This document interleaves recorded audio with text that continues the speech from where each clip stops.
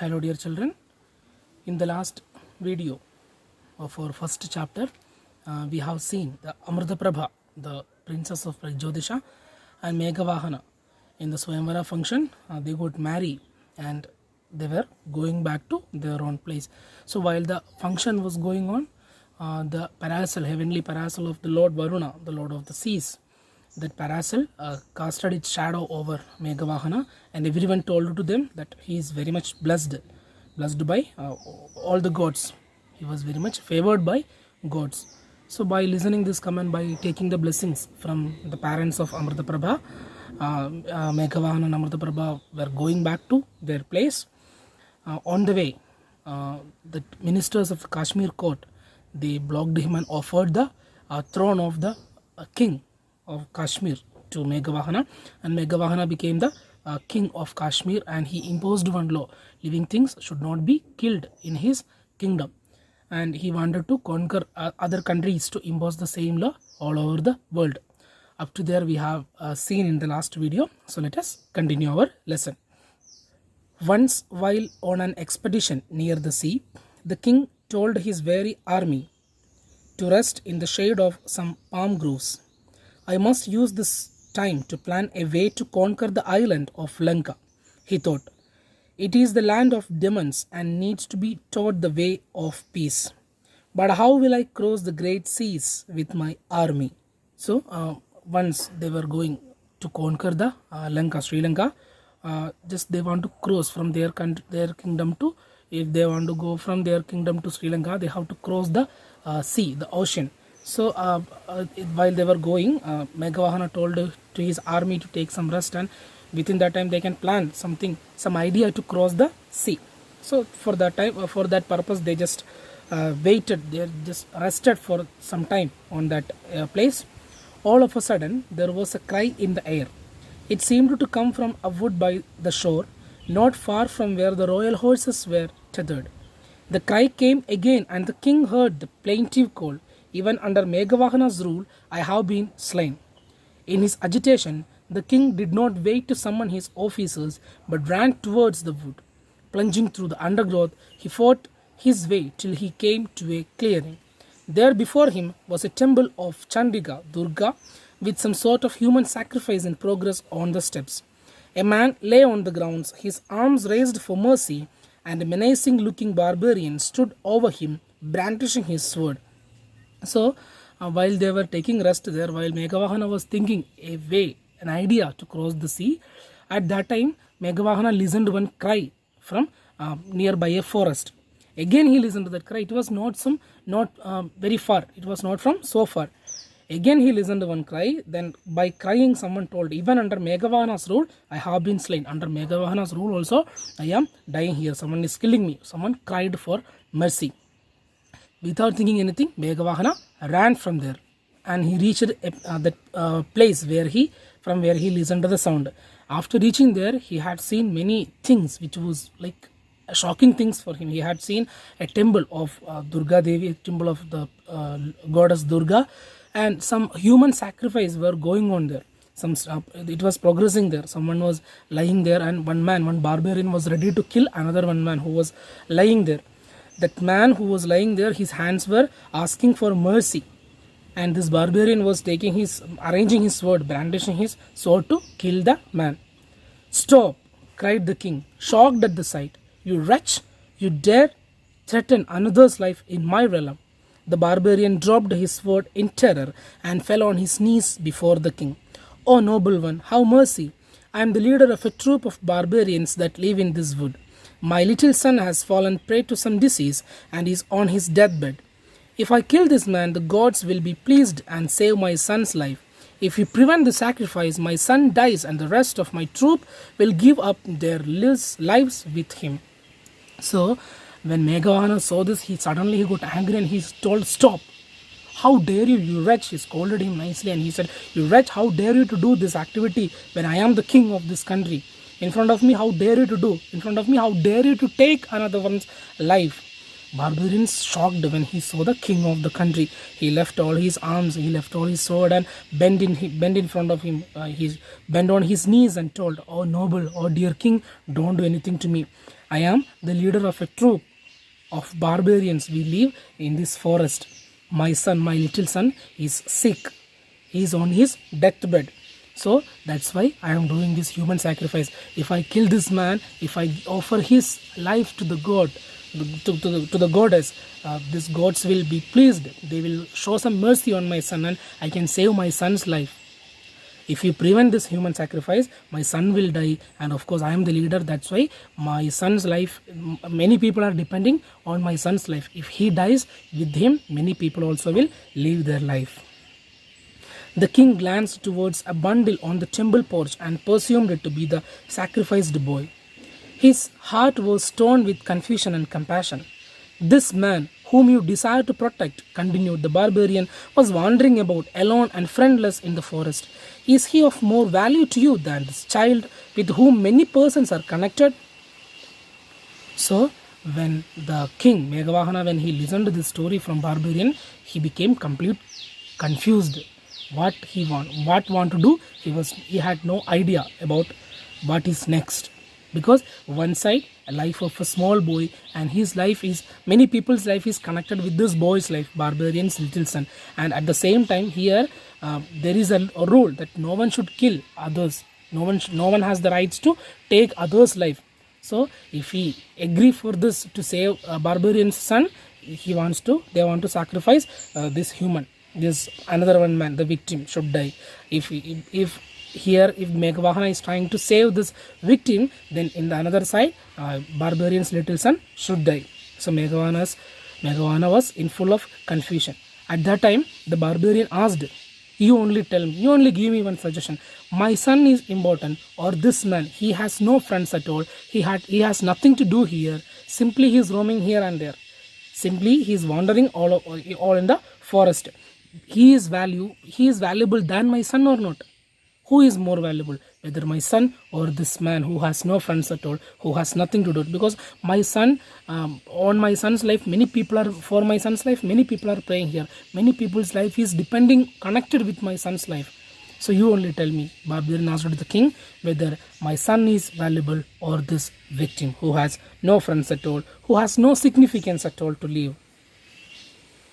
The king spoke firmly. Do not be distressed. I will save your son as well as this victim. I offer my body in sacrifice to Chandika.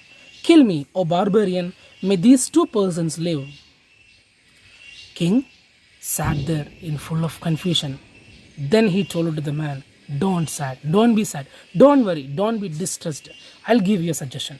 You do one thing. You kill me. You sacrifice my life to the god. I can save the two lives also, because if I stop this sacrifice, your son will die. If I agree for the sacrifice, your son will be alive, but at the same time here we have to kill this man. So instead of all these things, I'll give my own body. You kill me and offer my body to the goddess Chandika. The barbarian, struggling between incredulity and fear, took a step backwards. Sir, you are the king. Your life should be protected at all the times. Do not pity this victim. Let him die. His life is of no significance. The king shook his head impatiently. If I can use my body to stop a killing, why should I not? Do not speak another word. Kill me. Barbarian, when Meghavahana told this, barbarian completely shocked, and he told, you are the king of this country. You don't worry about this man. He has no friends at all here. His life has no significance in this world. Whether he is alive or dead, there is nothing to happen, no changes to happen. So let him die. You are the king. Your life must be saved all the times. You should not say like this, I will kill this man, I won't kill you. Who said? The barbarian said. At that time, king was decided to do. He told, if I can use my body to stop a killing, if I can use my body to save two people's life, why shouldn't I? You don't speak anything, kill me, sacrifice my body to the goddess. The barbarian hung his head and made no move to take his sword. If you cannot bring yourself to strike at me, I'll use my own sword for this purpose. So saying, the king drew out his sword. The barbarian and the victim watched in horror. As Meghavahana was about to strike himself, his head was covered with divine flowers of exquisite colors and perfume, and someone held back his arm. The king whirled around in surprise and beheld a person of heavenly appearance. Then he realized that the barbarian, the victim, and the ailing boy had vanished. So when Meghavana told to kill himself, at that time barbarian didn't agree to do that. At that time Meghavana told, if you are not coming to strike at me, I'll take my own sword and I'll kill me. By saying this, Meghavana took his hand to kill himself. At that time, everyone, this barbarian, this victim, they all were in shock. At that time, when he took his hand to cut his neck, at that time, colorful flowers, colorful, exquisite color and perfumed divine flowers came and covered his head, and someone held his arms back behind him. Suddenly, this barbarian, that victim, everything vanished. A divine being addressed the bewildering king. I am Varuna, the lord of the seas. I have come to reclaim a parasol that was carried away from my town by the powerful Bhauma, the father of your father-in-law. It has powers to quell calamities in my land. I created this illusion to test your nobility of mind. You are truly compassionate and noble. Suddenly, everything vanished, and one divine sound came to address our noble king Meghavana. And the sound that divine presence told to Meghavana, I am Lord Varuna, the lord of the seas. I came to take my parasol back. Your father-in-law's father, Bhauma, had taken this parasol from my land. This parasol is very powerful. It has the ability to quell the calamities in my land. These illusions, what you have seen here, that was my creation. I created this illusion to check your nobility and your compassion. I agreed. I realized the nobility of your mind and and how you are compassionate. Meghavana bowed before the divine being and returned the parasol reverently to him. Then he asked hesitantly, O Lord, encouraged by your praise, I wish to ask for a boon. I need help to cross the water so that I may conquer the island. Varuna smiled. So be it. When you desire to cross the ocean, I'll pull away the water. Then he disappeared with the parasol. Meghavana, when the Lord Varuna, when he told he came to take his parasol back, at that time Meghavana, with full of respect, he went and had given back the parasol to Varuna. And while Varuna was going back, at that time Meghavana asked Varuna for a wish, for a boon. He told, I want to go to Sri Lanka to conquer the land, to impose my law of not killing any human beings there. So give me an idea, give me a boon to cross the ocean. At that time Varuna told, okay, don't worry, so be it. What you wish, let it happen. When you desire to cross the river, I will pull away the water from there, and you can cross by walk only. You can cross the ocean. By saying this, with parasol, Lord Varuna disappeared from there. The following day, Meghavana assembled his troops on the shore. The water swelled and crashed on the sand, and the soldiers trembled at its might. Meghavana rowed forward and plunged into the foaming ocean. All at once the water parted, and the king, smiling at his troops' astonishment, beckoned them to follow him. In this wondrous manner, Meghavana reached Lanka and won over its king, Vibhishana, in the form of friendship. So, next day, they all were set to go to cross the ocean. They came in front of the ocean. The water was too much. The waves were coming. Even our troops, the officers, army officers also might be scared. At that time, Meghavana came. As he got the wish from Lord Varuna, the water moved from there. It became two parts. Then they crossed by walk. They crossed the ocean and they reached Sri Lanka. And in the form of friendship, Meghavana conquered Sri Lanka. He made a friendship with Sri Lankan king Vibhishana, and he imposed his law there also. On returning home, Amritaprabha welcomed him, and then he looked around in confusion. Where is the parasol, my lord? She asked. It never leaves your side. It was never mine to keep, he answered. Yet the mark of favor shown to me by its divine honor will guide me through my life. As he spoke, the skies darkened, as if the parasol was casting its shadow over him, even from its heavenly abode. After conquering Sri Lanka, they came back, and Meghavana reached his home back. At that time, Amritaprabha was waiting for him. She welcomed him home and asked, where is the parasol? She was in full of confusion. She didn't see the parasol with him. She asked, where is you should not leave that. It must be your side always. Where is the parasol, Lord? At that time, Meghavana told, it was not mine to keep with me, but the blessing from the honor, the blessing from the divine honor of the parasol will guide me all over my life. who is the real owner. The real owner of the parasol was Lord Varuna, and his blessing always will be with me. While Meghavahana was saying this, the sky darkened as the parasol, how it was showing its shadow, how it was casting its shadow over Meghavahana. In the same way, the skies became dark. The dark clouds came upon and shone the shadow over Meghavahana.